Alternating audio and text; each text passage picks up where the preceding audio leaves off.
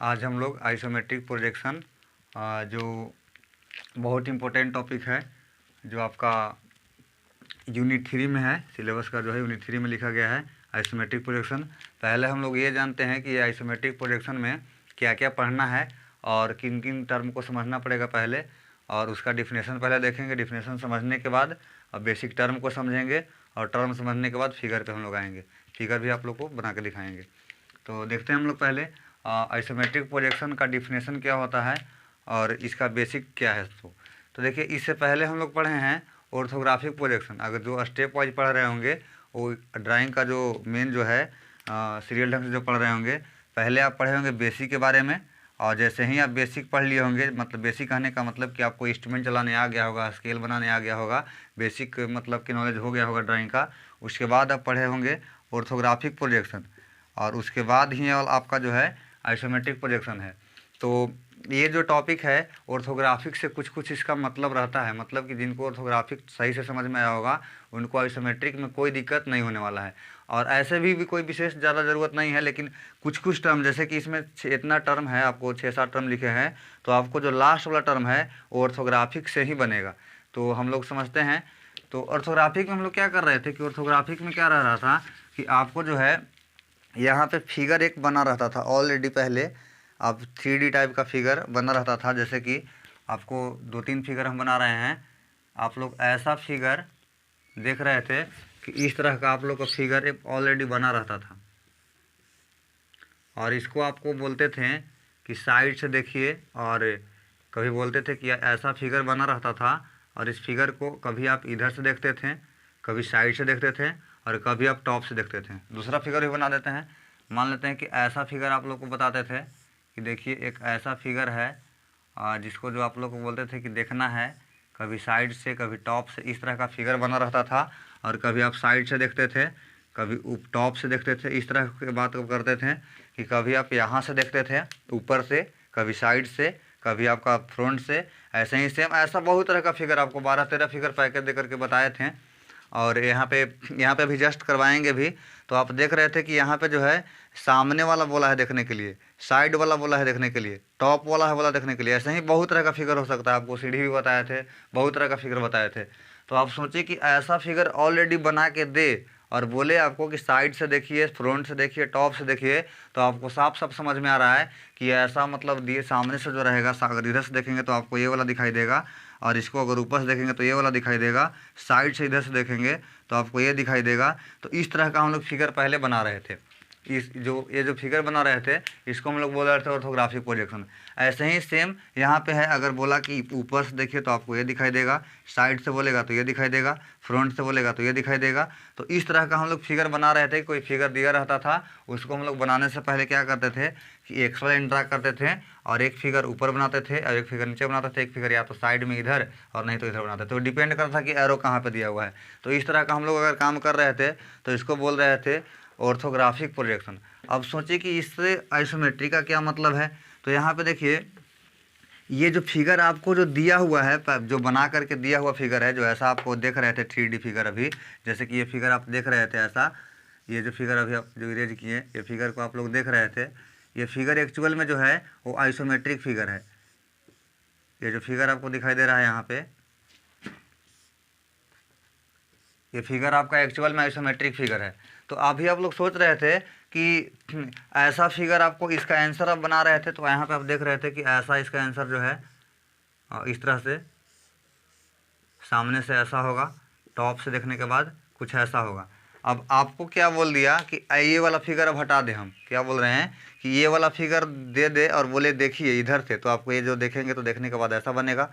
ऊपर से आप देखेंगे तो ये दोनों बनेगा, यहाँ बना दिए हैं। अब ये फिगर मिटा दे आपको, और बोलेगा आपको कि ये वाला फिगर को देखिए, दोनों जो फिगर दिखाई दे रहा है, ये दोनों फिगर को देख करके जो फिगर आप पहले जो मिटा रहे हुए हैं वो फिगर को बनाइए। तो ऐसा अगर करते हैं, ये दोनों को देख करके अगर ये बना देते हैं तो ये वाला को हम लोग बोलेंगे कन्वर्जन बोलेंगे कि ऑर्थोग्राफिक से आप क्या बना रहे हैं, आइसोमेट्रिक बना रहे हैं। कहने का मतलब कि जो फिगर आपको दिया रह रहा था, जिसको देख के आप ये ऑर्थोग्राफिक बना रहे थे, वो ऑलरेडी आइसोमेट्रिक था और उसको आप देख करके बना रहे थे ऑर्थोग्राफिक, और ऑर्थोग्राफिक को देख करके आप उसको बनाएंगे तो वो कहलाएगा आपका आइसोमेट्रिक। तो यहाँ से आपको साफ साफ समझ में आ रहा होगा कि आइसोमेट्रिक जो प्रोजेक्शन है वो 3D प्रोजेक्शन है। 3D कहने का मतलब कि आइसोमेट्रिक प्रोजेक्शन में आपको लंबाई भी दिखता है, चौड़ाई भी दिखता है और ऊंचाई भी दिखता है। थोड़ा सा उसको देखते हैं हम लोग एक फिगर के माध्यम से। जैसे कि एक यहाँ पे एक फिगर है, अगर ऑर्थोग्राफिक का बात करें तो ऑर्थोग्राफिक में जो था वो आपको फिगर जो है ऐसे रह रहा था, आपको यहाँ से ऐसे था और आप इस फिगर को क्या कर रहे थे कि देखना था। तो आप क्या करते कि सामने से एक बार देख रहे थे तो आपको ये वाला फेस दिखाई दे रहा था, तो मान लीजिए कि ये वाला दिखाई दिया, आप बोर्ड पे ऐसे बना लिए। ऐसे ही अगर आपको टॉप व्यू बनाना होता तो आपको इसके ऊपर में जाना होता, तो आप ऊपर से देखते तो कुछ इसका ये वाला फेस दिखाई देता, ऐसा ऊपर से दिखाई देता, उसको भी यहाँ पे बना लेते। साइड से देखना होता तो साइड में दो बताएगा, या तो इधर वाला साइड और नहीं तो इधर वाला साइड। अगर इधर वाला देखना होगा तो इधर से देखेगा, अगर इधर वाला देखना होगा तो इधर से देखेगा। तो साइड से भी देखने के बाद कुछ ना कुछ बनेगा, उसको भी बना लेते। तो अगर एक फिगर को कभी सामने से, कभी टॉप से, कभी साइड से, अगर कभी इस साइड से अगर देखेंगे तो ऐसा फिगर को कहलाएगा आपका ऑर्थोग्राफिक प्रोजेक्शन। अब क्या करते हैं कि ये फिगर को हम लोग यहाँ से ऐसे अगर रहेगा तो बोलेंगे ऑर्थोग्राफिक, बार बार देखना पड़ेगा। अब इस फिगर को सोचिए कि ऐसे घुमा देते हैं, जैसे ही इस फिगर को यहाँ सीधा है और जैसे ही अभी हम ऐसे घुमा देंगे तो आपको देख रहे होंगे कि अगर ऐसे रहेगा तो केवल ये वाला फेस दिखाई देगा। जैसे ही घुमा देंगे ऐसे तो ये वाला भी दिखाई दे रहा है थोड़ा बहुत, और ये वाला भी दिखाई दे रहा है। और इसको और हम एंगल पे ऐसे कर देंगे, क्या बोल रहे हैं कि चलिए इसको ऐसे समझते हैं। अगर ऐसे है तो अगर सीधा रहेगा तो केवल आपको ये दिखाई देगा, इसको एंगल पे ऐसे घुमा देंगे तो आपको ये दिखाई देगा, साथ में ये दिखाई देगा। जैसे ही इसको ऐसे इंक्लाइंड कर देंगे, ऐसे तिरछा कर देंगे, समझ रहे होंगे बात आप लोग, तिरछा कर देंगे तो आपको ये भी दिखाई दे रहा होगा, ये भी दिखाई दे रहा होगा और ऊपर वाला पार्ट भी दिखाई दे रहा होगा। तो एक्चुअल में आइसोमेट्रिक यही है। क्या कर रहे हैं कि कोई ऑब्जेक्ट को अभी सीधा है, उसको हम लोग कॉर्नर ऐसे कर रहे हैं, क्या बोल रहे हैं कि अभी सीधा ऐसे बिल्कुल वर्टिकल है, उसको हम लोग कॉर्नर पे घुमा रहे हैं। ऐसे घुमाने के बाद क्या हुआ कि एक साइड दिखा, दूसरा साइड दिखा, और इसको अब 30 डिग्री तिरछा कर रहे हैं। तिरछा कितना भी नहीं करना है आपको, एंगल क्या करना है इसे तिरछा तो, लेकिन 30 डिग्री करना है। जैसे ही 30 डिग्री करेंगे तो आपको क्या होगा कि ये वाला भी दिखाई देगा, ये वाला भी दिखाई देगा, ये वाला भी दिखाई देगा। एंगल दूसरा भी रखेंगे तो उसको सब दिखाई दे सकता है, लेकिन अगर 30 रखेंगे तभी बोलेंगे आइसोमेट्रिक। अगर आप दूसरा एंगल लेते हैं, जैसे मान लीजिए कि 90 आप 32 लेते हैं, 35 डिग्री लेते हैं, 50 डिग्री लेते हैं, तो वो आपका उसका कोई आइसोमेट्रिक या कोई नाम नहीं होगा। अगर आप 30 डिग्री करेंगे, ऐसे 30 डिग्री तिरछा करेंगे तो वैसा पोजीशन को हम लोग बोलेंगे आइसोमेट्रिक प्रोजेक्शन। तो आइसोमेट्रिक प्रोजेक्शन में हम लोग क्या करते हैं, कोई भी ऑब्जेक्ट को 30 डिग्री इंक्लाइंड करते हैं कॉर्नर के सहारे, तो वो कहलाता है आपका आइसोमेट्रिक प्रोजेक्शन। आप लोग समझ सकते हैं कि जैसे ही तिरछा करके ऐसे उसको तिरछा करेंगे तो आपको साइड वाला भी दिखेगा, फ्रंट वाला भी दिखेगा और टॉप वाला भी दिखेगा। मतलब क्या है कि आइसोमेट्रिक प्रोजेक्शन में एक बार में 3 चीज़ को देख सकते हैं, आपको लंबाई देख सकते हैं, चौड़ाई देख सकते हैं, ऊंचाई देख सकते हैं। तो हम लोग आते हैं अब डिफिनेशन पे। डिफिनेशन ऐसे तो बहुत कुछ हो सकता है, लेकिन जो एक सही डिफिनेशन जो बुक के हिसाब से है हम लोग, क्योंकि एग्जाम में अगर या कोई आपसे पूछता है तो, या इंटरव्यू में कहीं कोई पूछता है तो बोलने के लिए तो बहुत कुछ बोल सकते हैं, लेकिन टू द पॉइंट का बात करें जिससे एक ही बार में समझ में आ जाए क्या कहना चाह रहे हैं, तो टू द पॉइंट यहाँ पे लिखा हुआ है कि आइसोमेट्रिक जो प्रोजेक्शन है, isometric projection is a type of pictorial projection. Pictorial कहने का मतलब कि वैसा फिगर जो देखने में आपको 3D दिखे, जिस देखने में आपको साफ साफ पता चले कि यहाँ क्या कहना चाह रहा है। जैसे आप समझ सकते हैं कि अगर आपको किसी को सिलेंडर समझाना है, सिलेंडर समझ रहे हैं बेलन, तो आप अगर किसी को ऐसे दिखा रहे हैं कि देखिए मेरा सिलेंडर है, और आप बोल रहे हैं कि सामने से ऐसा दिखेगा और टॉप से ऐसा दिखेगा, और सामने वाला कुछ समझ नहीं रहा है, लेकिन जैसे ही आप उसको ऐसे बना दिए और बोले कि देखिए हम ये समझा रहे थे, तो ये बोलने का ज़रूरत नहीं, ऑटोमेटिक देख के ही समझ जाएगा। तो ये बोलेंगे पिक्टोरियल प्रोजेक्शन है। मतलब ऐसा प्रोजेक्शन तो देखते ही समझ में आ जाए, 3D टाइप का फिगर हो, तो वही हम बोल रहे हैं कि isometric projection is a type of pictorial projection in which 3 dimensions of solid are not only shown in one view but their actual size can be measured directly from it। देखिए इसका मतलब समझाते हैं। हो सकता है कि थोड़ा सा लैंग्वेज टेढ़ा हो तो आप लोग को दिक्कत हो, लेकिन हम अभी सब समझा देते हैं क्या बोल रहा है। सो कह रहा है कि यह एक प्रकार का पिक्टोरियल प्रोजेक्शन है। In which the 3 dimension of solid are not only shown in one view. इसका मतलब है कि हम लोग 3 डायमेंशन को केवल एक व्यू में शो ही नहीं करते हैं, बल्कि यहाँ बट लिखा हुआ है, शो तो करेंगे ही, बल्कि आप उसमें एक्चुअल जो डायमेंशन होगा वो भी हम लोग मेजर कर सकते हैं। तो ये जब डायमेंशन जो मेजर वाली बात है, जैसे फिगर बनाएंगे तो आपको वहाँ पे समझाएंगे कैसे मेजर हो पाता है। तो यहाँ पे आप समझिए कि 3 डायमेंशन को एक बार में दिखाने का जो काम करता है वो आइसोमेट्रिक प्रोजेक्शन काम करता है। तो पहला ऑब्जेक्टिव आपसे यही पूछेगा कि आइसोमेट्रिक प्रोजेक्शन में कितना मतलब व्यू को दिखाते हैं। तो 3 व्यू को एक ही बार में दिखा देते हैं, सामने वाला, टॉप वाला और साइड वाला। तो आप लोग समझ सकते हैं, यहाँ से ऑब्जेक्टिव भी क्लियर हो गया। आप देखेंगे ऑब्जेक्टिव जब करवाएंगे तो बहुत सारा ऑब्जेक्टिव बहुत बार पूछा हुआ है कि आइसोमेट्रिक प्रोजेक्शन में कितना व्यू दिखाते हैं, तो 3 व्यू दिखाते हैं। तो डिफिनेशन क्लियर हो गया है। आप लोग को क्या करना है कि आप लोग को जितना भी ड्राइंग का नोट्स है खुद से बनाना है। वीडियो को आपको रोक रोक के आपको देखना है और इसको जो डिफिनेशन लिखे हैं उसको ढंग से लिख लेना है, सजा के लिख लेना है। बाकी हम सब स्टेप वही समझा देते हैं, इसका भी नोट्स आपको प्रॉपर ढंग से खुद से बैठ के आराम से बना लेना है। तो देखते हैं आगे का टर्म, वहाँ पे आपको लिखा हुआ है, यहाँ पे जो स्पेस हम इरेज कर रहे हैं यहाँ पे समझाएंगे। तो देखते हैं अगला जो टर्म है, आइसोमेट्रिक प्रोजेक्शन पढ़ने के लिए क्या क्या बेसिक टर्म के बारे में आपको जानना होगा। बेसिक तो समझ ही गए कि बस कुछ नहीं करना है, इसमें आपको 3 डायमेंशन को एक बार में दिखाना है। तो आगे आएगा तो आपको समझा देंगे। देखिए अगला आपको है आइसोमेट्रिक एक्सिस। तो हम लोग देखते हैं आइसोमेट्रिक एक्सिस के बारे में। तो जैसे कि आप ऑर्थोग्राफिक पढ़ रहे थे प्रोजेक्शन, तो वहाँ पे उसको ऑर्थोग्राफिक पढ़ने से पहले हम लोग बेसिक के बारे में पढ़े थे कि क्वाड्रेंट सिस्टम क्या होता है। फर्स्ट क्वाड्रेंट में रखेंगे तो कैसे फिगर बनेगा, थर्ड में रखेंगे तो कैसे बनेगा, सेकंड में क्यों नहीं रखते हैं और कैसे एंगल घुमाते हैं। वैसे ही आइसोमेट्री का भी कुछ बेसिक है। ओवरऑल हम लोग ऑर्थोग्राफिक में पूरा समझने के बाद हम लोग यही फाइनल पहुंचे थे कि कोई भी फिगर को बनाना होगा अगर ऑर्थोग्राफिक प्रोजेक्शन, तो फर्स्ट ऑफ ऑल आपको क्या ड्रा करते थे, वहाँ पे एक्स वाई लाइन ड्रा करते थे। कितना भी समझाया था आपको क्वाड्रेंट सिस्टम ऐसे होगा वैसे होगा, लेकिन फाइनल यही डिसीजन आया था कि सबसे पहले हम लोग क्या करेंगे, एक एक्स वाई लाइन ड्रा करेंगे और एक फिगर इसके ऊपर बनेगा और एक फिगर कहाँ पे बनेगा, नीचे बनेगा। वो डिपेंड करेगा कि कौन सा क्वाड्रेंट में, अगर फर्स्ट क्वाड्रेंट में रहेगा तो फ्रंट भी हम लोग ऊपर बनाएंगे और टॉप भी हम लोग नीचे बनाएंगे। ये ऑर्थोग्राफी का टॉपिक है, जिस समय ऑर्थोग्राफी पढ़ाएंगे उस समय अगर समझ में नहीं आया होगा तो आप लोग देख लीजिएगा। अभी फिलहाल बस बेसिक समझा रहे हैं कि जैसे ऑर्थोग्राफी का कुछ अपना बेसिक था कि आप बेसिक समझने के बाद एक्स वाई लाइन ड्रा कर रहे थे, वैसे ही सेम आपको आइसोमेट्री का बेसिक है और बेसिक समझने के बाद हम लोग फाइनल पहुँचेंगे कि क्या इसमें करते हैं। तो देखिए पहला जो है आइसोमेट्रिक एक्सिस है। तो आप लोग को पता होगा कि पूरा एंगल जो है एक राउंड अगर घूमेंगे तो पूरा एंगल जो होता है 360 होता है। तो 360 को एंगल को यहाँ पे क्या करना है, आपको 3 पार्ट में डिवाइड करना है। पूरा एंगल आपका 360 है ये वाला, इसको 3 पार्ट में डिवाइड करना है। 3 पार्ट में डिवाइड करेंगे तो ये हो जाएगा आपका एक एंगल। और ऐसा 3 पार्ट में डिवाइड करने के बाद जो भी लाइन ड्रा करेंगे इस लाइन को बोलेंगे आइसोमेट्रिक एक्सिस। क्या बोल रहे हैं कि 360 पूरा एंगल था, 360 को 3 पार्ट में डिवाइड किए, ये वाला 120 होगा, ये भी 120 होगा, ये भी 120 होगा। तो ये तीनों का तीनों जो लाइन कहलाएगा, ये तीनों लाइन को हम लोग बोलेंगे ये आपका 120 डिग्री है, ये भी आपका 120 डिग्री है, ये भी आपका 120 डिग्री है। तो ये तीनों लाइन को हम लोग बोलेंगे आइसोमेट्रिक एक्सिस। आपसे पूछेगा कि आइसोमेट्रिक एक्सिस कितना होता है, तो आइसोमेट्रिक एक्सिस कितना होता है, 3 होता है। आपसे ऐसे पूछे कि 2 आइसोमेट्रिक एक्सिस के बीच का एंगल कितना होगा, तो 120 डिग्री। कोई भी दो, अगर ये वाला को लेते हैं, अगर ये दोनों को लेते हैं तो यहाँ भी कितना होगा 120 डिग्री, यहाँ भी आपका होगा 120 डिग्री। कोई भी 2 के एक्सिस के बीच में पूछे तो एंगल जो होगा 120 डिग्री। और पूरा जो एंगल 360 था उसको 3 पार्ट में डिवाइड किए हैं। कहने का मतलब कि आइसोमेट्रिक एक्सिस जो होता है वो 3 होता है। तो ये सब का जो नाम है इसको भी बोलेंगे आइसोमेट्रिक एक्सिस, इसको भी बोलेंगे आइसोमेट्रिक एक्सिस, और इसको भी घुमा के यहीं पे लिख देते हैं। ये तीनों का जो नाम है, ये तीनों का नाम आपका है आइसोमेट्रिक एक्सिस। तो समझ में आया होगा कि आइसोमेट्रिक एक्सिस क्या है, कि पूरा 360 जो एंगल था उस 360 के एंगल को 3 पार्ट में डिवाइड कर दिए। तो डिवाइड करने के बाद 120 का आया, तो जो 3 लाइन बना हुआ है ये तीनों लाइन को हम लोग क्या बोलते हैं, आइसोमेट्रिक एक्सिस बोलते हैं। तो हम लोग पहला टर्म के बारे में समझ गए। अब हम लोग आगे जो फिगर ड्रा करेंगे तो क्या करेंगे उसको थोड़ा समझिए। देखिए यहाँ पे आप लोग को समझ में आया होगा कि आइसोमेट्रिक एक्सिस जो होता है वो एंगल ऐसे था आपका, यहाँ पे ऐसे 120 का था, ऐसे ये वाला 120 था, ये भी आपका 120 था और ये भी आपका 120 था। तो यहाँ पे हम लोग क्या करेंगे, हम लोग ऐसे नहीं ड्रा करेंगे। हम लोग कैसे करेंगे, तो पहले लाइन को, प्लेन को समझने के बाद बताते हैं कैसे करेंगे। तो अगला आपका टर्म है आइसोमेट्रिक लाइन।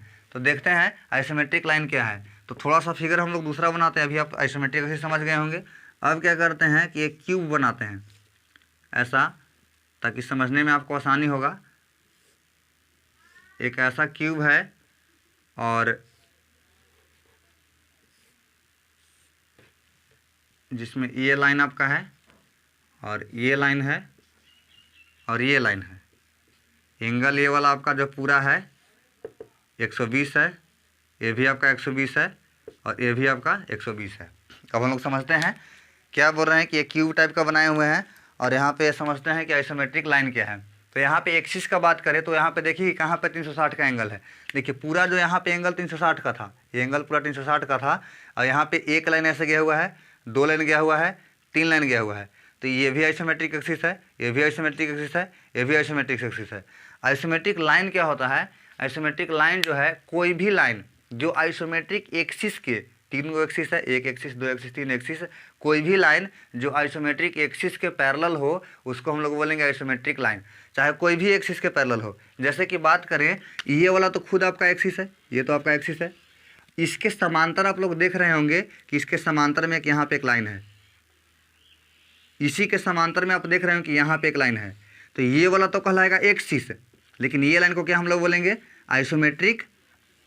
ये तो कहलाएगा, ये जो यहाँ पे दिखाई दे रहा है ये तो कहलाएगा आप आइसोमेट्रिक एक्सिस, लेकिन इसके समांतर में ये वाला है तो इसको हम लोग बोलेंगे आइसोमेट्रिक लाइन। ऐसे इसी के समांतर में ये वाला है तो इसको हम लोग बोलेंगे आइसोमेट्रिक लाइन। सेम हम लोग बात करें तो ये वाला तो आपका आइसोमेट्रिक एक्सिस, लेकिन इसी के समांतर में आप लोग देख रहे हैं कि यहाँ पे एक लाइन है और इसी के समांतर में देख रहे हैं कि यहाँ पे एक लाइन है। तो सेम ये भी, ये दोनों क्या कहलाएगा? आइसोमेट्रिक लाइन कहलाएगा। ये क्या कहलाएगा? आइसोमेट्रिक एक्सिस कहलाएगा। सेम आप लोग देख रहे हैं कि ये वाला आप जो का बात करें तो ये वाला आपका आइसोमेट्रिक एक्सिस है और इसी के समांतर में यहाँ पे एक लाइन है और इसी के समांतर में यहाँ पे एक लाइन है। तो ये दोनों आपको क्या कहलाएगा? आइसोमेट्रिक आपका जो है लाइन कहलाएगा। और इसमें देखते हैं कि जैसे मान लेते हैं कि इसके अलावा, एंगल थोड़ा सा हम हटा देते हैं यहाँ पे, इसके अलावा क्या है? इसके अलावा मान लेते हैं कि यहाँ पे कोई ऐसे ड्रा कर दे लाइन, ये लाइन ड्रा कर दे, तो आप लोग देख रहे हैं कि ये जो लाइन ड्रा हम किए हुए हैं वो कोई ना कोई एक्सिस के समांतर, जैसे कि ये लाइन जो है इसके समांतर है तो ये भी तो एक्सिस ही है ना, तो इसको समांतर है तो इसको भी हम लोग क्या बोलेंगे? आइसोमेट्रिक लाइन बोलेंगे। सेम ऐसे कोई यहाँ पे ऐसे ड्रा कर दे तो ये भी कोई ना कोई के समांतर होगा, तो इसके समांतर है तो ये भी आपको लाइन कहलाएगा। मतलब कि ऐसे भी ड्रा कर दे, कैसे भी ड्रा कर दे, अगर वो लाइन कोई ना कोई एक्सिस के समांतर, जैसे बात करें इसका तो ये वाला इसके समांतर है तो ये वाला आइसोमेट्रिक एक्सिस है और इसके समांतर है तो ये क्या कहलाएगा? आइसोमेट्रिक लाइन कहलाएगा। तो आप लोग समझ गए होंगे कि आइसोमेट्रिक लाइन क्या होता है। कोई भी लाइन जो आइसोमेट्रिक एक्सिस के समांतर हो उसको हम लोग बोलेंगे आइसोमेट्रिक लाइन। तो आप लोग जो है स्टेप वाइज पहले आइसोमेट्रिक एक्सिस का मतलब लिख करके और वो जो फिगर बताए थे अभी पहले वो बना लेंगे, उसके नीचे फिगर, उसके बाद आप लाइन हेडिंग देंगे और लाइन लिख के उसके नीचे ये वाला फिगर समझने के लिए बना लेंगे। वैसे ही भी प्लेन समझा रहे हैं तो प्लेन के लिए भी पहले प्लेन हेडिंग दे देंगे, उसके नीचे जो हम भी समझा रहे हैं उसको आप जो फिगर बना लेंगे। जैसे नोट्स क्लास में बनाते हैं वैसे ढंग से नोट्स बना लेंगे, नहीं तो ऐसे करने से कोई आपको फ़ायदा है नहीं। देखिए अगला हम लोग समझते हैं आइसोमेट्रिक प्लेन के बारे में। तो आइसोमेट्रिक प्लेन आप लोग को क्या करना है कि नोट्स प्रॉपर ढंग से बनाना है। पहले आपको हेडिंग देना है और जैसे समझा रहे हैं वैसे आपको नोट्स पे खुद से बना लेना है। तो देखिए अगला हम लोग को है आइसोमेट्रिक प्लेन। तो फिर से एक बार वही फिगर दोहराते हैं। तो ऐसा एक फिगर अभी जस्ट बनाए थे, इस फिगर में हम लोग लाइन के बारे में समझ गए थे। इस फिगर में बहुत कुछ छुपा हुआ है। तो अभी हम लोग एक चीज़ को समझे थे कि आइसोमेट्रिक लाइन क्या है और दूसरा टर्म को समझते हैं। ये तो समझ में आया कि ये वाला एक्सिस है, ये भी आपका एक्सिस है और ये भी आपका एक्सिस है। इसमें तो किसी को दिखे ये वाला 120 होगा, ये सब पूरा जो है 360 होगा और ये वाला 120 होगा। तो ये वाला को हम लोग लाइन बोल रहे थे, ये वाला को भी लाइन बोल रहे थे, ये वाला को भी लाइन बोल रहे थे और ये सब आपका लाइन था। हम लोग प्लेन क्या किसको बोलेंगे? आप लोग को पता होगा प्लेन हम लोग उसको बोलते हैं जो 2D फिगर हो, जिसका एक लंबाई हो एक चौड़ाई हो, जिसका मतलब 2 डायमेंशन दिया हो, उसको हम लोग क्या बोलते हैं? 2D फिगर बोलते, जिसका एरिया हम लोग निकाल सके। तो यहाँ पे देखिए कि कौन सा प्लेन फिगर है। यहाँ पे देख रहे हैं कि ये जो आपका है यहाँ पे ऐसे एक एरिया में बंद है, तो ये वाला को हम लोग जो बोलेंगे आइसोमेट्रिक प्लेन बोलेंगे। तो ये आपका जो हो जाएगा ये वाला, ये एक आइसोमेट्रिक प्लेन हो जाएगा। ऐसे ही ऊपर में आप देख रहे हैं कि ये वाला भी आपका जो है एक एरिया में बंद है, तो ये भी आपका कहलाएगा आइसोमेट्रिक प्लेन कहलाएगा। ये भी जो आपका है यहाँ पे आइसोमेट्रिक प्लेन कहलाएगा। लाइन कौन कौन है? ये वाला आपका लाइन है, ये वाला आपका, ये वाला एक्सिस है, ये वाला लाइन है। और यहाँ पे देख रहे होंगे कि 2 एक्सिस, ये वाला एक्सिस और ये वाला एक्सिस, 2 एक्सिस है और 2 यहाँ पे लाइन है। 2 एक्सिस और 2 लाइन मिलकर क्या बना है? एक प्लेन का निर्माण किया है। तो हम लोग को यहाँ पे समझना था प्लेन क्या है। तो प्लेन आप लोग समझ गए होंगे कि ये वाला भी एक प्लेन है, ये वाला भी एक प्लेन है, ये वाला भी एक प्लेन है। छुपा हुआ कहाँ पे प्लेन है? तो इसके नीचे में एक प्लेन होगा, इसके पीछे में एक प्लेन होगा और इसके साइड में, उधर साइड में एक प्लेन होगा। तो इसके पीछे मतलब 3 आपको साफ साफ दिख रहा है और 3 इसके पीछे में क्या होगा, छुपा हुआ होगा। तो यहाँ पे प्लेन के बारे में समझेगा कि प्लेन क्या है, ये एक प्रकार का प्लेन है, ये भी प्लेन है, ये भी प्लेन है। तो आपको मान लेते हैं कि ऐसे फिगर बना के दे देगा और ऐसे आपसे पूछ लेगा कि आइसोमेट्रिक जो है प्लेन कहाँ पे है। तो आप लोग समझाएंगे कि देखिए सर ये वाला एक प्लेन है, ये वाला एक प्लेन। कोई आपसे पूछे तो आप आसानी से समझा सकते हैं कि लाइन एक्सिस क्या होता है, लाइन क्या होता है, प्लेन क्या होता है। तीनों में आप समझ गए होंगे बेसिक के बारे में कि क्या होता है, तीनों में अंतर क्या है और तीनों का मतलब क्या होता है। आगे हम लोग देखते हैं, इसके बाद आइसोमेट्रिक स्केल है। उससे पहले आपको समझना पड़ेगा कि व्यू क्या होता है और प्रोजेक्शन क्या होता है, तब आपको समझ में आएगा कि आइसोमेट्रिक स्केल का ज़रूरत क्यों पड़ा। तो हम लोग पहले समझते हैं कि आइसोमेट्रिक व्यू और प्रोजेक्शन क्या है। तो अभी हम लोग एक फिगर पहले बना लेते हैं, इसके बाद हम लोग देखेंगे। तो देखिए यहाँ पे एक ही फिगर को 2 बार बना रहे हैं हम। जैसे मान लेते हैं कि जो भी हम बॉक्स आप लोग को दिखा रहे थे, तो बॉक्स में कुछ ऐसा कुछ बॉक्स बना हुआ है, समथिंग ऐसा है। तो ये बॉक्स जो आपको है इस तरह का बॉक्स बना हुआ है, एक ये बॉक्स है, सेम ऐसा ही बॉक्स बगल में बना रहे हैं।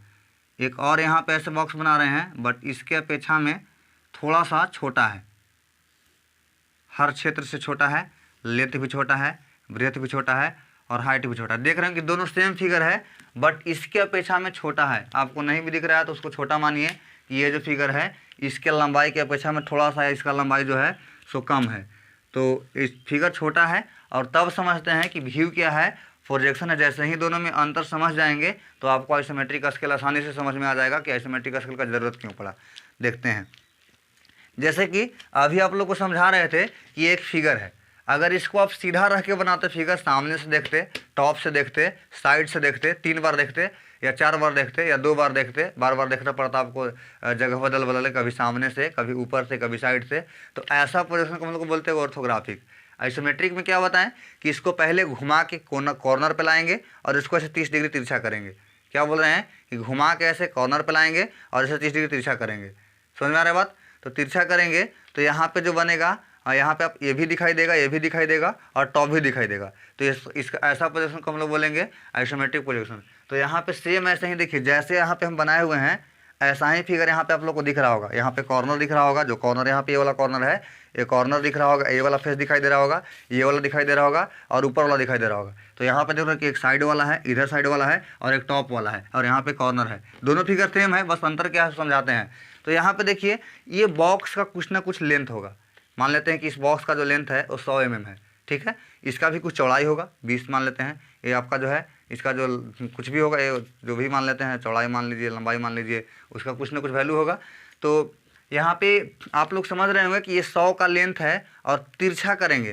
तो आप लोग एक बात जान लीजिए, कोई भी चीज़ को अगर हम सीधा रखेंगे, मान लेते हैं कि मार्कर है, सीधा रखेंगे तो इस आप देखेंगे तो लेंथ जो होगा इसका जितना लेंथ होगा उतना दिखाई देगा। अगर तिरछा करेंगे, इसको अगर हम तिरछा करते हैं तो कन्फर्म है कि कुछ छोटा दिखाई देगा। ये तो क्लियर होगा आप लोग को कि अगर ये आपका मार्कर सीधा है, ऐसे आप लोग को सामने सीधा हम रखें तो इसका लेंथ जितना होगा उतना दिखाई देगा। अगर हम तिरछा कर देंगे तो कन्फर्म है कि कुछ छोटा दिखाई देगा। तो वही यहाँ पे समझा रहे हैं कि अगर ये बॉक्स सीधा रहता तो जितना लेंथ था उतना दिखाई देता। इसको तिरछा करेंगे तो कन्फर्म है कुछ छोटा हो गया होगा। तो यहाँ पे 2 बात आया, 2 तरह का आदमी था, दोनों फिगर बनाया। पहला वाला क्या किया कि जितना लेंथ था, भले वो बनाया तिरछा करके ही फिगर, वो तिरछा करके ही बनाया, ऐसे तिरछा करके ही दोनों फिगर बनाया हुआ है। लेकिन क्या किया पहला वाला व्यक्ति कि पहला वाला क्या किया कि जितना लेंथ था, पहले 100 मान लीजिए कि लेंथ है तो 100 ही लेकर के, अगर 100 था ये तो 100 लेकर के बना दिया। और दूसरा वाला क्या किया है कि उसको तिरछा किया, उसको पता है कि हम तिरछा करेंगे तो कन्फर्म है कि छोटा होगा। कितना छोटा होगा अभी जस्ट समझाते हैं कितना छोटा होगा।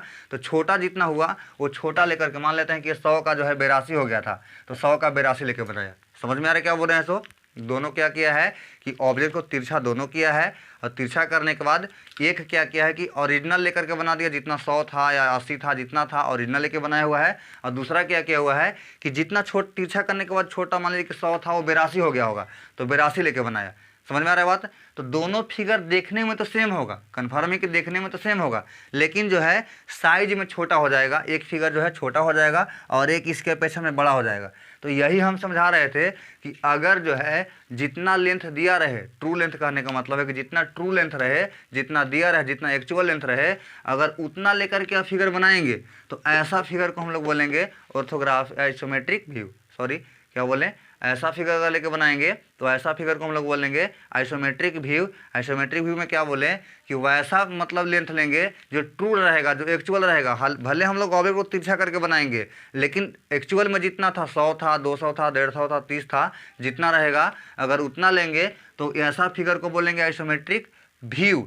अब आप लोग सोचिए कि अगर हम लोग क्या करते हैं कि मान लेते हैं कोई 150 का लेंथ था, उसको हम तिरछा करेंगे तो छोटा हो गया, और छोटा होकर मान लेते हैं 120 या 135 हो गया है। अगर उस लेंथ को लेकर के बना रहे हैं तो वो ऐसा फिगर को हम लोग बोलेंगे आइसोमेट्रिक प्रोजेक्शन। तो दो बात पहले क्लियर है। पहला क्या कि अगर ट्रू लेंथ लेकर के, अगर एक्चुअल लेंथ लेकर के, अगर जितना दिया हो उतना लेकर के बनाएंगे तो ऐसा फिगर को हम लोग बोलेंगे आइसोमेट्रिक व्यू। और अगर तिरछा करने के बाद जितना छोटा हो गया है, मान लेते हैं कि 100 का 82 हो गया है, जितना भी हो गया, अभी बताएंगे कितना छोटा होगा कितना बड़ा होगा।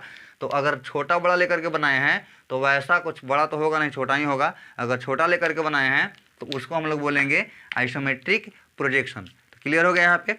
अब यहाँ पे दो बात आ रहा है। पहला बात आ रहा है कि कन्फर्म है कि छोटा हो गया होगा, तो आखिर कितना छोटा हो गया है। तो छोटा बड़ा जो भी है उसको निकालने के लिए हम लोग पढ़ेंगे आइसोमेट्रिक स्केल कि आखिर 100 का लेंथ जो है वो कितना छोटा होगा, 200 का कितना छोटा होगा। तो हम लोग अभी एक स्केल के बारे में पढ़ेंगे कि स्केल के सहारे हम लोग नाप लेंगे कि आखिर इतना लेंथ है तो कितना छोटा होता है, इतना लेंथ रहेगा तो कितना छोटा होगा। तो अभी हम लोग अब समझ में आएगा स्केल के बारे में क्यों पढ़ते हैं। स्केल का आवश्यकता इसलिए पड़ा कि हम लोग जो है ड्राइंग दो तरह से बना रहे हैं। एक जो है ट्रू लेंथ का, तो इसमें तो कोई स्केल का ज़रूरत पड़ेगा नहीं, क्योंकि जितना है उतना को लेकर के बना लेना है। लेकिन इसमें आप लोग समझ रहे थे, समझ सकते हैं कि कन्फर्म है कि छोटा हो रहा है, तो छोटा होगा तो नापना पड़ेगा कि आखिर ये वाला वैल्यू कितना छोटा होगा, आखिर ये दूसरा वैल्यू हो कितना छोटा होगा, और नाप के आपको बनाना पड़ेगा। तो इसमें कोई स्केल का आवश्यकता नहीं है। मतलब ये टॉपिक पढ़ेंगे तो कहीं भी स्केल का आवश्यकता नहीं है, लेकिन ये वाला पढ़ेंगे तो बिना स्केल के बन ही नहीं सकता है।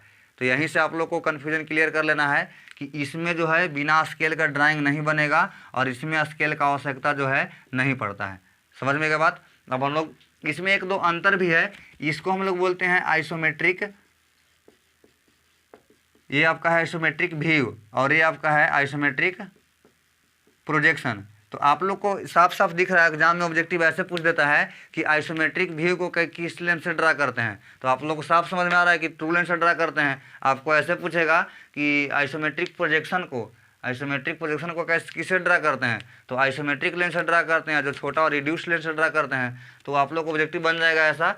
और आप लोग से ये पूछेगा कि आखिर जो है कितना लेंथ, जो मान लेते हैं कि 100 लेंथ है, मतलब कि तो कितना छोटा हो जाएगा। तो ये अभी डिफरेंस अभी हम नहीं लिखवा रहे हैं, बाद में लिखवाएंगे। अभी हम लोग समझेंगे आइसोमेट्रिक स्केल क्या है। जैसे ही समझ लेंगे तो दोनों में जो है अंतर हम लोग समझ लेंगे।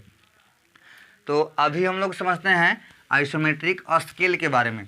तो यहाँ से आप लोग समझ गए होंगे, 3 टर्म तो ऊपर समझ ही गए थे, ये दोनों के बारे में समझ गए। अगला जो है अभी आपका आइसोमेट्रिक स्केल के बारे में समझते हैं। तो देखिए आइसोमेट्रिक स्केल क्या है।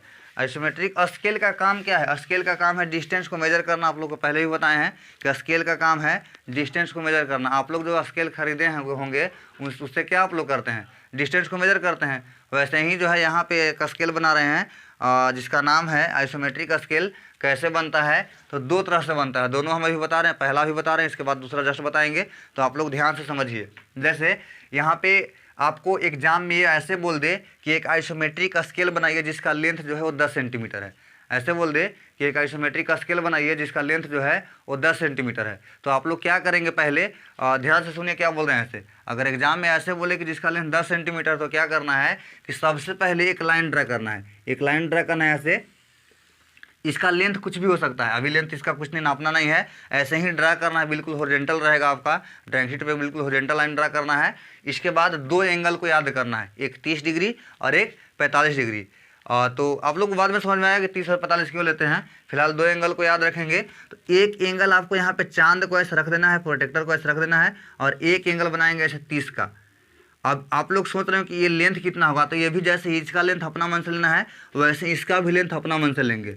और इसके बाद एक एंगल बनाना है 45 का। यहाँ पे क्या बोल रहे हैं कि एक रहेगा 30 का, यहाँ 30 थोड़ा सा बड़ा लिख देते हैं, एक एंगल रहेगा आपका 30 डिग्री और दूसरा आपका रहेगा ऐसे 45 डिग्री। इसके बाद ऐसे एक लाइन ड्रा करेंगे, कितना ड्रा करेंगे तो इसको आपको फिक्स है। मान लेते हैं कि एग्जाम में 10 आया है सेंटीमीटर बनाने के लिए, 20 आया है तो 20 लेंगे, 20 तो आएगा नहीं, 10 12 के 10 आया हुआ है पिछला बार, तो हम लोग 10 या जितना भी दिया हुआ है तो एक कोई भी एक रैंडमली समझ लेते हैं, मान लेते हैं कि 10 के लिए बना लेते हैं। तो यहाँ पे अब क्या करना है कि दो एंगल आपको दिख रहा होगा, ये वाला है 30 वाला लाइन, चलिए उसको दूसरा हम मार्कर से कर देते हैं। तो ये जो आपको है यहाँ पे, ये जो आपको दिखाई दे रहा होगा ये लाइन 30 वाला, उसको हम ग्रीन से कर देते हैं। ये आपका जो है ग्रीन वाला है, ये 30 वाला लाइन है और ये आपका 45 वाला है। इसके बाद क्या करना है कि स्केल को लाना है, जो आपके पास स्केल है, जो ओरिजिनल जिसका लेंथ मतलब 10 जिससे मेजर करते हैं 10 20, वो स्केल को लाना है और उस स्केल को इसके ऊपर में ऐसे रख देना है, इसके ऊपर में रख देना है। या आप ऐसे कर सकते हैं कि जो आपके पास डिवाइडर है या जो आपके पास कंपास है उसमें 10 का डिस्टेंस ले लेंगे, जो स्केल में नाप लेंगे ऐसे, और इसमें ऐसे कट कर लेंगे 10 पे ऐसे, 20 पे ऐसे, 30 पे ऐसे, 40 पे ऐसे कट कर लेंगे। तो दो तरह से है, एक तो है डिवाइडर से कर सकते हैं, कंपास से कर सकते हैं, दूसरा है कि आप स्केल को ही इसके ऊपर रख देंगे और रखने के बाद ऐसे आप मार्क कर देंगे कि यहाँ से मेरा जो है वो 10 है, ये जो आपका है आपका 20 है, 30 है, 40 है, 50 है, 60 है, 70 है, 80 है, 90 है, 100 है। आपको मान लेते हैं कि 70 तक ही बोलता तो 70 तक ही लेते, और बोलता 120 तक बोलता तो और ऊपर जाते। वो डिपेंड करेगा कि क्वेश्चन में कितना दिया हुआ है। फिलहाल हम एक एग्जांपल समझा रहे हैं कि आपको 10 सेंटीमीटर कहने का मतलब कि 100 mm के लिए आपको बोला है स्केल बनाने के लिए।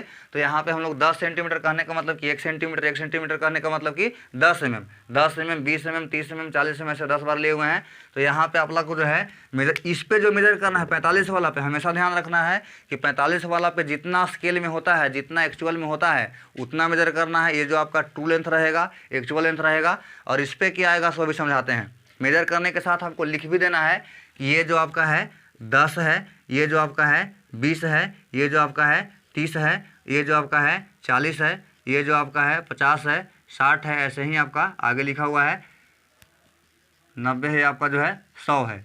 टेंशन नहीं लेना है, आगे भी जा सकता है, 11 तक भी जा सकता है, 12 तक भी जा सकता है। अब ये नहीं सोचना है कि एक क्यों नहीं लिखे, एक लिखने का मतलब कि 1 सेंटीमीटर, 10 लिखने का मतलब कि 10 mm, ठीक है। इसके बाद क्या करना है कि जो किनारे वाला लाइन है, मान लीजिए कि यहाँ पे मेरा रुक गया, या आप 90 तक बना तो आपका यहाँ पर रुक जाता, तो अगर 100 तक लिए हैं, इसके बाद क्या करना है कि ये वाला लाइन से बिल्कुल वर्टिकल, कैसे होगा वर्टिकल, तो ड्राफ्टिंग मशीन के सहारे, ड्राफ्टिंग मशीन का 2 स्केल, एक स्केल ऐसे रहेगा, दूसरा वाला ऐसे रहेगा, उसको बिल्कुल यहाँ पे ऐसे वर्टिकल डाउनवर्ड ड्रा करना है। जब यहाँ पे ऐसे ड्रा करेंगे तो ये जो एंगल होना चाहिए वो बिल्कुल 90 होना चाहिए। अगर यहाँ पे अपना मन से कैसे भी ऐसे तिरछा मिला देते हैं तो वो गलत हो जाएगा।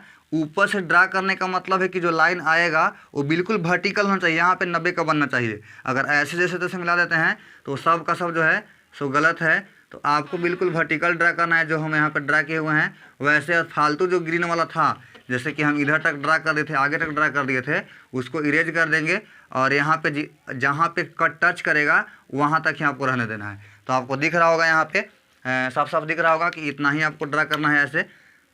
थोड़ा फिर से कर देते हैं, चलिए इतना कर दिए। इसके बाद देखिए क्या करना है कि इसके बाद हम लोग समझते हैं कि इसके बाद आखिर इस ट्रू लेंथ, इस पे तो समझ में आ रहा है कि ये इतना करने से कौन सा हम लोग मतलब क्या कर लिए, तो स्केल से भी कर सकते थे। तो अब इसको कन्वर्ट करेंगे हम लोग, ये जो भी लेंथ है इस लेंथ को हम लोग कन्वर्ट करेंगे आइसोमेट्रिक लेंथ में। तो आप लोग देख रहे होंगे यहाँ पे कि इसको आइसोमेट्रिक लेंथ में कन्वर्ट करना है। तो क्या करते हैं कि यहाँ पे आप लोग दिख रहा होगा कि ये लेंथ यहाँ पे कहीं ना कहीं टच किया है। तो यहाँ पे टच किया है तो मतलब 100 था, तो यहाँ पे हम लोग लिखेंगे 100 के ऊपर में डैश लगा देंगे। कहने का मतलब है कि यहाँ से यहाँ तक मेजर करेंगे, यहाँ पे 0 लिख देते हैं। अगर यहाँ से अगर आप यहाँ तक मेजर करेंगे तो आपको भी पता है कि 100 होगा, लेकिन अगर यहाँ से यहाँ तक मेजर करेंगे तो कन्फर्म है कि 100 के अपेक्षा में क्या होगा, वो छोटा होगा। कितना छोटा होगा तो अपना आप के देख सकते हैं कितना छोटा होगा, और एक फार्मूला भी निकालेंगे। एक तो है कि आप यहाँ पे नाप लीजिए, उसके बाद दूसरा बार यहाँ पे नाप लीजिए, तो आपको पता चलेगा कि आखिर यहाँ पे 100 है तो 100 के अपेक्षा में ऐसे भी दिख रहा है कि कुछ ना कुछ छोटा होगा। ये कितना छोटा होगा तो आप नाप सकते हैं कितना छोटा होगा। एक फार्मूला भी बताएंगे कैसे निकलता है। तो एक तो है कि आप नाप के देख सकते हैं कितना छोटा होगा, और दूसरा तो है कि फार्मूला से देखेंगे। तो आपको नापने वाला भी जानना है और दूसरा फार्मूला भी जानना है। तो फिलहाल आपको जो है अभी यहाँ पे रहिए। देखिए इसके बाद आपको समझ में आएगा कि यहाँ पे जो है 100 का जो लेंथ था वो यहाँ पे 100 छोटा हो गया है, ठीक है। ऐसे ही आपका 90 वाला जो है, 90 वाला को इसी के समांतर, जो यहाँ पे लाइन दिखाई दे रहा है, इसी के समांतर में यहाँ पे ड्रा करना है ऐसे। तो यहाँ पे ये जो लाइन जो होगा बिल्कुल इसके समांतर होगा। समांतर कहने का मतलब है कि अगर ड्रा करते हैं इसे वर्टिकल डाउनवर्ड, तो ये भी जो एंगल हो कितना बनाएगा, 90 बनाएगा। तो आपको यहाँ तक नहीं आना है, बस इसको जो है यहीं तक ड्रा करना है, इतना ही ड्रा करके जो है छोड़ देंगे। सेम ऐसे ही ये भी आपका रहेगा इसके समांतर। जितना भी आपको पॉइंट ऊपर में आपका मार्क किया हुआ है, 50 है, 40 है, जो भी है, 30 है, 20 है, 10 है, ये सबको ड्रा करना है ऐसे। ये जितना भी लाइन होगा सब आपस में क्या होगा, समांतर होगा। किसके समांतर होगा, तो ये सब लाइन एक किनारे जो आपका यहाँ पे दिखाई दे रहा होगा सब उसके समांतर होगा। समांतर इन द सेंस कि अगर इसको हम ड्रा करेंगे सबको नीचे ऐसे, तो सब जो होगा ये बेस के जो होगा सब परपेंडिकुलर लाइन होगा। समझ में आया क्या बोल रहे हैं। तो अगर यहाँ पे आप गलती करेंगे तो आपका सारा फिगर गलती बन जाएगा। एक बार फिर से समझिए, ये आपका हॉरिजॉन्टल लाइन है, ये 30 का एंगल है, ये 45 का एंगल है, इस पे सब आपका ट्रू लेंथ रहेगा। ट्रू लेंथ मार्क करने के बाद सबको वर्टिकल ऐसे ड्रा कर देंगे और इसी के समांतर में जितना भी लाइन है सब लाइन रहेगा। और जैसे आप लिखे हुए ऊपर में वैसे ही यहाँ पे नीचे लिख देंगे कि ये 100 है और यहाँ पे जो है ये आपका जो है 90 है, डैश लगा देंगे। डैश कहने का मतलब है कि ये 90 ट्रू लेंथ है और ये 90 का छोटा लेंथ है। कितना छोटा होगा आप नाप सकते हैं। ऐसे ही ये जो आपका है 80 डैश है, ऐसे ही 70 डैश है, 60 डैश है, ऐसे ही आपका 50 डैश है, ऐसे ही आपका 40 डैश है। ये 45 डिग्री को हटाते हैं फिलहाल, आप लोग चलिए रहने देते हैं। ये आपका जो है 30 डैश है, ये आपका जो है 20 डैश है और यहाँ पे जो आपका है 10 डैश है। समझ सकते हैं कि ऐसे होगा। तो यहाँ पे जो है 2-3 टर्म को लिख देते हैं कि कौन सा क्या है। तो ये पूरा कॉम्बिनेशन को हम लोग बोलेंगे आइसोमेट्रिक स्केल। अब मान लीजिए कि आपको एग्जाम में, थोड़ा पहले लिखने के बाद बोलते हैं एग्जाम के बारे में, ये जो लाइन है ये वाला लाइन, ये लाइन के बारे में आप लोग देख रहे होंगे कि ये लाइन को हम लोग बोलते हैं ट्रू लेंथ या एक्चुअल लेंथ। ये जो ऊपर वाला है इसको हम लोग बोलते हैं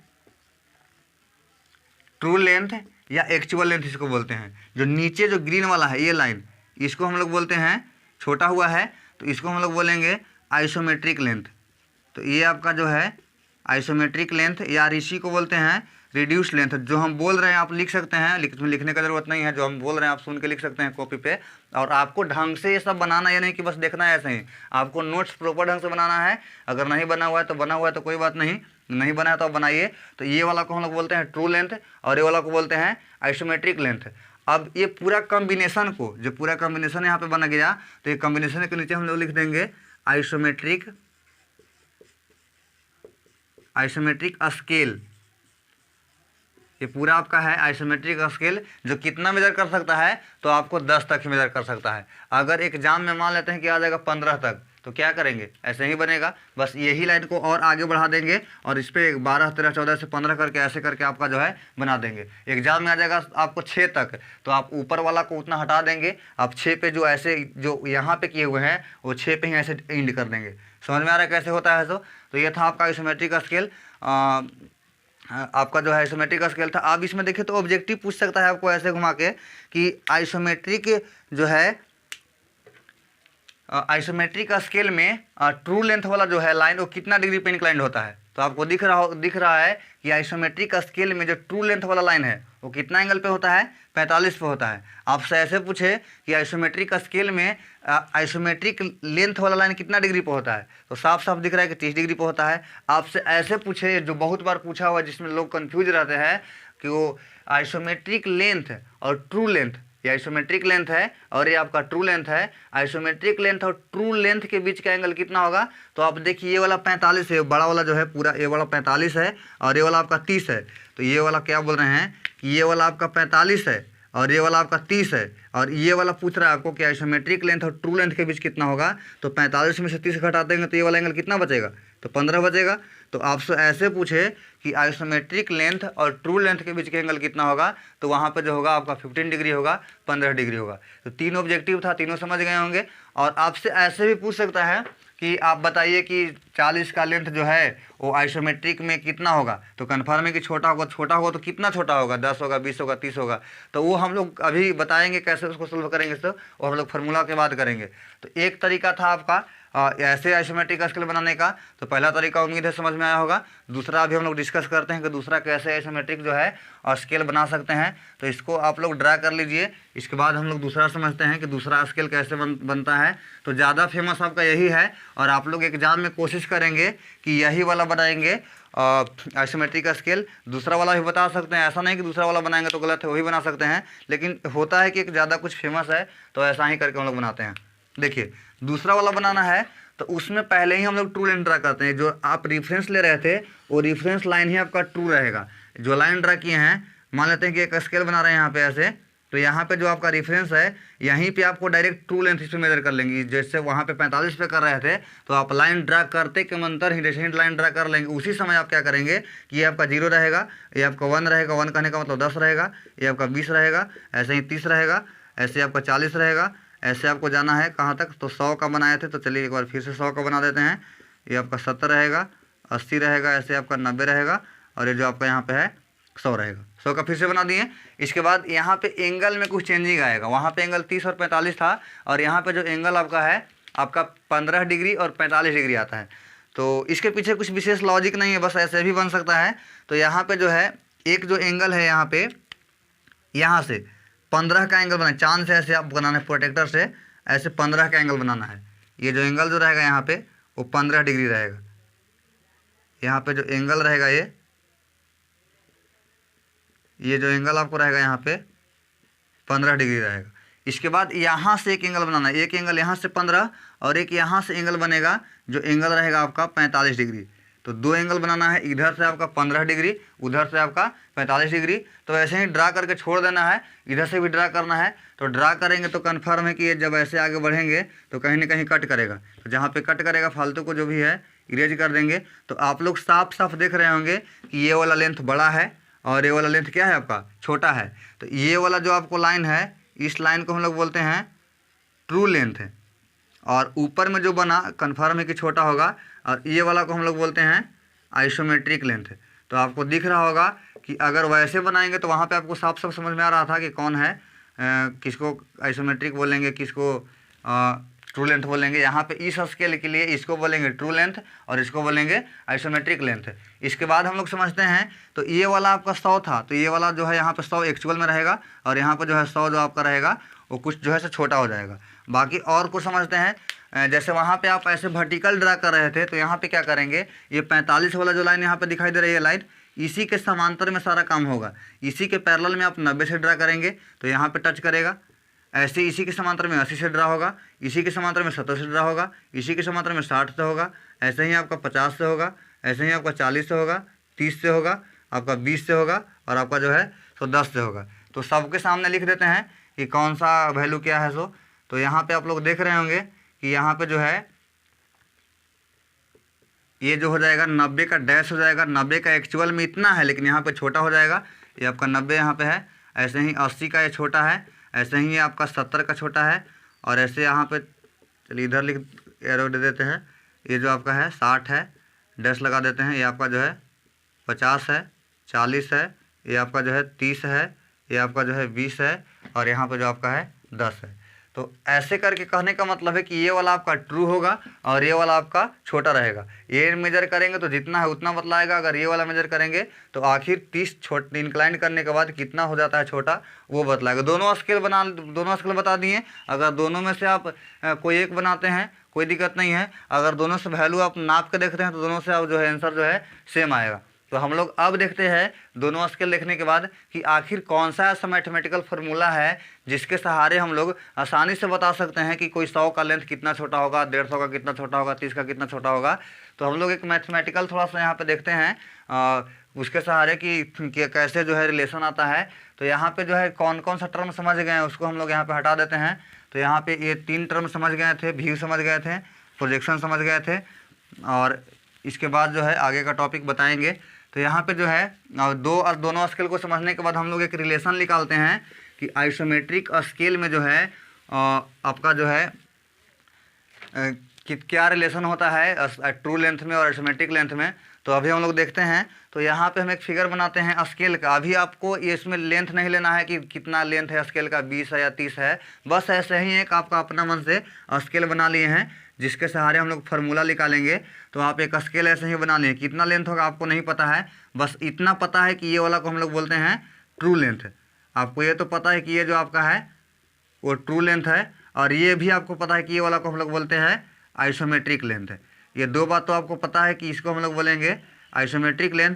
तो हाँ, और ये भी आपको पता है कि ये वाला जो एंगल है वो 30 डिग्री है और ये वाला जो एंगल है वो 45 डिग्री है। तो दोनों एंगल भी आपको पता है कि ये 30 है, ये वाला 45 है। और ये भी आपको पता है कि ये जो यहाँ पे जो है ट्रिंगल, एक ये ट्रिंगल है, नाम देते हैं, ये वाला ओ है, ये आपका ए है, ये आपका बी है और ये आपका सी है। तो इसमें दो ट्रिंगल दिख रहा होगा कि एक है ओ ए बी ट्रिंगल, मतलब ये 30 वाला, और एक जो एंगल है आपका ओ ए सी जिसका एंगल जो है 45 है। और आप लोग एक बात समझ रहे होंगे कि दोनों ट्रिंगल का ही बेस जो है ओ ए जो है बेस कॉमन है। तो आप लोग ट्रिगो में पढ़े होंगे कि जब बेस कॉमन होता है तो हम लोग कॉस थीटा का फॉर्मूला लगाते हैं। तो यहाँ पे दोनों के लिए बेस सेम है, तो हम लोग क्या करते हैं, कॉस थीटा लगा करके ट्रू लेंथ और आइसोमेट्रिक लेंथ में एक रिलेशन निकालते हैं। तो देखते हैं, देखिए आप लोग जानते होंगे कि अगर हम लगाते हैं cos 30 डिग्री, और cos 30 डिग्री मतलब कि इन ट्रिंगल चलते हैं ओ नहीं, इन ट्रिंगल ए ओ बी में चलते हैं। तो क्या होगा यहाँ पे, अगर ओ ए इक्वल टू लिखते हैं, ओ ए कहने का मतलब है कि cos 30 इक्वल टू लिखते हैं, तो आपका जो आएगा cos 30 कहने का मतलब कि cos इक्वल टू क्या होता है आपका, जो हो जाएगा बेस क्या हो जाएगा ओ ए, और अपॉन जो हो जाएगा हाइपोटेनस, तो कारण जो हो जाएगा आपका जो है ओ बी, यही होगा आपका। तो इसको थोड़ा सा हम ऐसे कर देते हैं, ओ ए का मान निकालते हैं। तो ओ ए का मान निकालेंगे तो ये आपका इधर का मल्टीप्लाई हो जाएगा। तो cos theta into O B का क्या नाम है, ओ बी का जो नाम है उस नाम को हम लोग बोलते हैं आइसोमेट्रिक लेंथ। तो इसको ओ बी इंटू बोल सकते हैं आइसोमेट्रिक लेंथ। तो यहाँ पे लिख देते हैं O B into isometric length है। इतना समझ में आया। तो इसको हम लोग बोल देते हैं इक्वेशन 1। ऐसे ही जो है हम लोग फिर चलते हैं इन ट्रिंगल ए ओ सी में, और वहाँ पे लगाते हैं cos 45 डिग्री। तो वहाँ पे cos 45 डिग्री लगाएंगे तो यहाँ पे क्या आ जाएगा, ओ ए तो आपका ऊपर ही रहेगा, बेस तो दोनों का सेम है, बेस तो आपका सेम रहेगा। इस ट्रिंगल के लिए कर्ण ओ बी था और इसके लिए ट्रिंगल क्या रहेगा आपका ओ सी रहेगा। तो यहाँ पे नीचे में क्या आ जाएगा, ओ सी आ जाएगा। अगर ओ ए का मान निकालें यहाँ से तो हो जाएगा cos 45 डिग्री इंटू ओ सी कहने का मतलब, ओ सी का नाम क्या है देखिए, तो इस ओ सी का नाम जो है वो ट्रू लेंथ है। तो ओ सी के जगह पे हम लोग क्या लिख देते हैं, ट्रू लेंथ है। तो ओ सी के जगह पर हम लिख दिए यहाँ पे ट्रू लेंथ। और यहाँ से आप देख रहे थे कि इक्वेशन 1 है, इक्वेशन 2 है, और दोनों इक्वेशन से अगर चलते हैं फ्रॉम 1 एंड 2 तो आप लोग देख रहे होंगे कि ये भी ओ ए का मान है, ये भी ओ ए का मान है। तो ये आप मतलब है कि ये वाला बराबर होगा इसके, मतलब ये दोनों बराबर है, तो इधर भी एल एच एस बराबर है तो आर एच एस भी बराबर होगा। तो दोनों को इक्वल कर देते हैं। तो इक्वल कर देंगे तो क्या होगा यहाँ से कि आप लिख सकते हैं cos 30 degree into isometric length को आई एल लिखते हैं शॉर्टकट, बाद में हम पूरा लिख देंगे। अभी फिलहाल आइसोमेट्रिक लेंथ को शॉर्टकट में आई एल लिखें, आई का मतलब आइसोमेट्रिक, एल का मतलब लेंथ। और यहाँ पे आपका जो है cos 45 इंटू ट्रू लेंथ को टी एल लिखते हैं, टी का मतलब ट्रू और एल का मतलब लेंथ। तो यह इतना आपका हो गया। और यहाँ से आपको पता है कि इसका जो अगर वैल्यू लिखेंगे तो ये वैल्यू जो आपको हो जाएगा, यहाँ से पता है कि cos 30 का जो वैल्यू होता है, इसका वैल्यू आप लिख दीजिए √3/2 गुने ये जो हो जाएगा आइसोमेट्रिक लेंथ को भी ऐसे ही रहने दीजिए। और इसका जो वैल्यू होता है आपको पता होना चाहिए कि 1/√2 होता है, और गुने जो होगा आपका ट्रू लेंथ होगा। इतना करने के बाद हम ऊपर से इरेज करते हैं और बाकी इसको और देखते हैं कि क्या हो सकता है। आप लोग को प्रॉपर ढंग से लिखना है और इसके बाद यहाँ से आप लिख लेंगे आगे। देखते हैं आगे क्या है। तो यहाँ पे देखिए, तो कि आपको यहाँ पे अगर निकाले ऐसे कि आइसोमेट्रिक लेंथ आई एल को इधर रहने दे और ट्रू लेंथ को और इधर लाएं, तो क्या आपका होगा, नीचे आ जाएगा ट्रू लेंथ, नीचे आ जाएगा बटा में। कहने का मतलब कि ये वाला यहाँ पहले से है और ये वाला और इधर आएगा, तो नीचे आपका बटा में हो जाएगा। और इधर का बात करें तो 1/, आपका √2 ऐसे था, और ये वाला इधर जाएगा, गुना में जाएगा, तो ये 2 जो है ऊपर जाएगा, तो ये 2 को आप ऊपर रख लिख दीजिए। और ये 3 जो है यहाँ से मतलब कि क्रॉस मल्टीप्लिकेशन कर रहे हैं, तो 2 आपका ऊपर जाएगा, 3 कहाँ पे होगा आपका नीचे आएगा, तो 3 जो है सो आपका नीचे आ गया। इतना कर दिए। इसके बाद हम लोग देखते हैं क्या होगा सो देखिए, इसके बाद इसको पूरा लिख देते हैं। तो पूरा लिख देंगे तो आपका जो हो जाएगा आइसोमेट्रिक लेंथ, और नीचे जो हो जाएगा आपका ट्रू लेंथ। और यहाँ पे बात करें कट करेंगे तो देखिए, ये दो कहने का मतलब है कि दो को हम लोग लिख सकते हैं √2 गुना √2, इतना तो आप लोग समझते होंगे। और यहाँ पे आपका है √2 गुना √3, दो को लिख सकते हैं √2 गुना √2, एक कट जाएगा। तो इतना समझने का लिखने का ज़रूरत नहीं, आप लोग समझ सकते हैं कि अगर ये √2 है और ये दो को कट करना है तो √2 बार में कट कर जाएगा, तो ऐसे होगा। तो यहाँ से ऐसे लिखने के बाद आप लोग को साफ साफ दिख रहा होगा कि ऐसे कट करने के बाद ऊपर में क्या बचेगा, √2 बचेगा, और नीचे में क्या बचेगा आपका √3 बचेगा। यहाँ से क्या समझ में आ रहा है कि अगर आपका जो है आइसोमेट्रिक लेंथ √2 आ रहा है, इसका मतलब है कि ट्रू कितना रहा होगा, √3 रहा होगा। तो यहाँ से साफ साफ आपको समझ में आ रहा है कि आइसोमेट्रिक जो लेंथ है और √2 तब रहेगा जब जो है ट्रू लेंथ कितना रहेगा, √3 रहेगी। इसको हम लोग फ्रैक्शन में और लाते हैं, तो इसको अगर डिवाइड आप करेंगे तो आ जाएगा 0.8156, हम लोग 5 या 6 जो भी है लिखते हैं। इसका मतलब ऐसे करेंगे तो नीचे मतलब बाटा में क्या रहेगा आपका 1 रहेगा। इसको डिवाइड करने के बाद मतलब ऐसे लिखेंगे, मतलब बाटा में क्या रहेगा आपका लिखेंगे हम लोग नहीं, लेकिन समझने के लिए क्या कर सकते हैं, कुछ नहीं, इसका मतलब बाटा में क्या होगा आपका 1 होगा। इसका मतलब है कि अगर कोई एक लेंथ है जिसका एक लेंथ है वो जो छोटा हो जाएगा वो 0.816 हो जाएगा। कहने का मतलब है, इसको थोड़ा सा बड़ा करके समझते हैं, तो इसको पहले लिख लेते हैं उसके बाद समझते हैं इसके बारे में। तो इसको डिवाइड करेंगे तो 0.816 आएगा।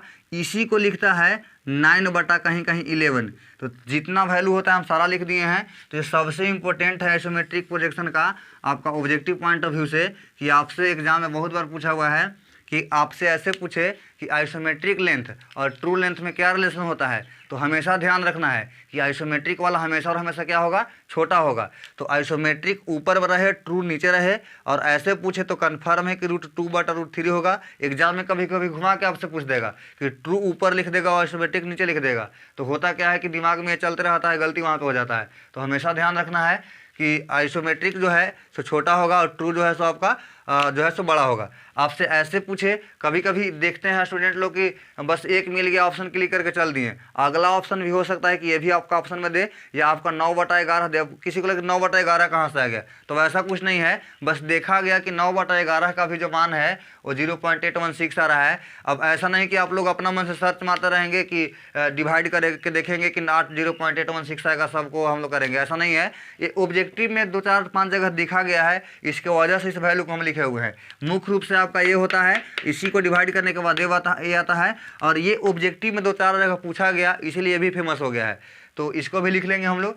इसके बाद हम लोग समझते हैं, इसके बाद हम लोग जो है सो नेक्स्ट वीडियो में हम लोग आइसोमेट्रिक जैसे बेसिक सारा समझ गए। बेसिक आने का मतलब है कि जितना बेसिक था वो बेसिक टर्म को समझ गए, आइसोमेट्रिक स्केल को समझ गए, आइसोमेट्रिक स्केल में जो है रिलेशन को समझ गए। हाँ, एक टर्म और, अब जैसे कि यहाँ पे आपको ये चीज़ समझ में आ गया कि अगर जो है, अगर आपके पास अगर अब ट्रू लेंथ, अगर हम ट्रू लेंथ आपको बोले कि ये ट्रू लेंथ जो है वो 100 है, ऐसे बोलें कि ट्रू लेंथ आपको 100 है, तो आइसोमेट्रिक कितना होगा, यही तो पहले स्केल से हम लोग कर रहे थे।